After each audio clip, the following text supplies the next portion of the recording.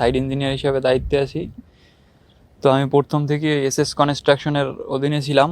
এরপর এখানে এসএস কনস্ট্রাকশনের মালিক বা উনি এমডি হিসাবে আসিল শফিকুল্লাহ।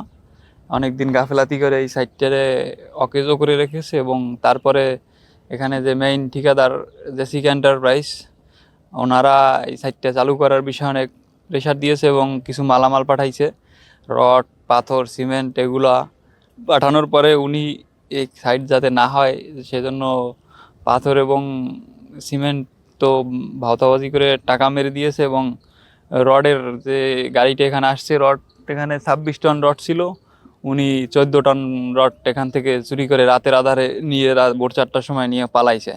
শফিক স্যারের কাছ থেকে টোটাল 3টা কাজ দিই। সুনামগঞ্জ মডেল মসজিদ আর তাহেরপুর 2টা মন্দির, একটা মেন মন্দির, একটা নাথ মন্দির, মেঘালয় রাজ্যের পাশে। তো আমি ওনার সাথে প্রায় 1 বছর সার্ভাইভ করি, মানে কাজ করি। উনি টাকা পয়সা ঠিক মতো দেয় না। তো এইভাবে আমাকে মানে রীতিমতো অনেকবার হ্যারাসমেন্ট করছে। লোকজন আমি নিয়ে যাই, আবার লোকজন এক্সচেঞ্জ করি, আবার টাকা পয়সা দেয় না। এইভাবে করতে করতে আমার মোটামুটি কখনো আবার বিল পেমেন্ট করেন আর কি। বিল আমাকে আটকায় রাখছে, মানে হালকা পাতলা একটা ভাত খরচের মতো খুরাকি দিয়ে উনি চালায় গেছে 1টা বছর এইভাবে করতে করতে আমি মোটামুটি ওনার কাছে 8-10 লাখ টাকা পাওনা হয়ে যায় 3টা প্রজেক্ট মিলে। ওনার সাথে আগাইছিলাম, কথাবার্তা সম্পূর্ণ আগায় গেছিলাম, কিন্তু তারপরে তো আমি কাজটা নেওয়া হয়নি।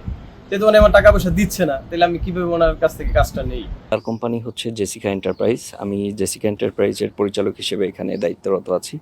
এবং আমাদের এই সুইপার কলোনি তারাবো পৌরসভার ভিতরে যেটি আছে সেটি আমরা সাবকন্ট্রাক্টে আমরা যখন নিয়োগ দেই, তখন তিনি আমাদেরকে অনেক কিছু, শফিকুল্লাহ যিনি প্রতারক বাটপার, উনি আমাদেরকে অনেক কিছু ভুল বুঝিয়ে এখানে উনি কাজটা নেয়, যে উনি অনেক ক্যাপাবল, উনি এখানে কাজটা অনেক সুষ্ঠুভাবে খুব দ্রুত সময়ের মধ্যে করতে পারবে।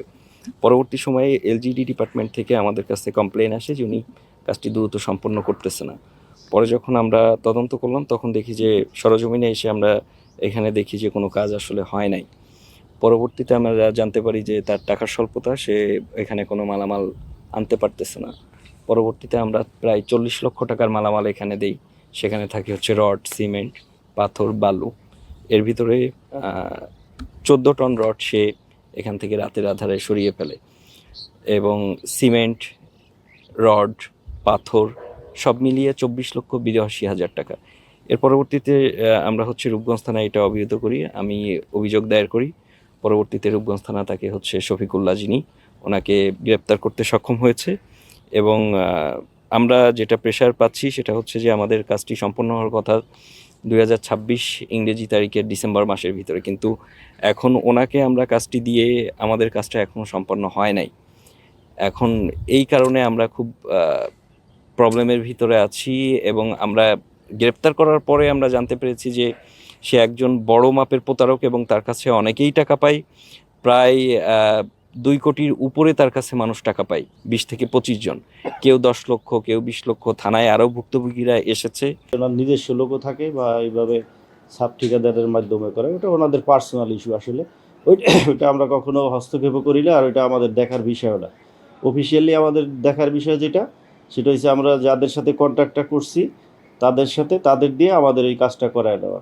এবং আমাদের জায়গাটা ঠিকাদারকে বুঝাইয়া দিতে আমাদের বেশ কিছুদিন সময় লাগছে, যার কারণে আমরা কাজটা ধরতেই আমাদের দেরি হওয়ার কারণে ওইখানে আমাদের অনেক প্রায় 1-1.5 বছরের মতো আমাদের টাইম লস হয়েছে কন্ট্রাক্টের পরে।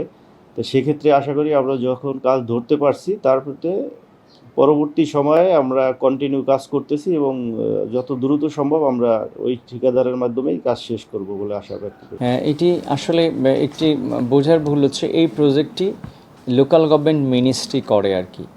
লোকাল গভর্নমেন্ট যে ইঞ্জিনিয়ার আছে, ইঞ্জিনিয়ার অফিস যারা রয়েছে, তারা এটি দেখাশোনা করে। টেন্ডারও হয় ঢাকা থেকে, দেখাশোনা করে থ্রু দ্য ডিস্ট্রিক্টের যে তাদের অফিসার রয়েছে তাদের মাধ্যমে। আমরা শুধুমাত্র প্রস্তাব পাঠিয়েছিলাম, আমাদের একটা বিল্ডিং দরকার, এখানে যারা সুইপার যারা রয়েছেন তাদের জীবনযাত্রার মানের উন্নয়নের জন্য মূলত এটি করা হয়েছিল। বাট এটির বাস্তবায়ন প্রক্রিয়া সমস্ত কিছু আসলে এলজিডির হাতে। সুতরাং এইখানে আমরা মনিটরও করতে পারি না, আমরা বিলও দিতে পারি না। আমরা শুধুমাত্র এখানে চেয়েছিলাম সুইপার একটা কলোনি হোক। তো তারপরও ইয়নো হিসেবে এবং তারাবো পৌরসভার অ্যাডমিনিস্ট্রেটর হিসেবে আমার অবশ্যই দায়িত্ব রয়েছে। তো আমরা এটা দেখব এবং পিপিআর এর রুলস অনুসারে মন্ত্রণালয়কে যেভাবে জানানোর প্রয়োজন আমরা ঠিক সেভাবে জানাবো।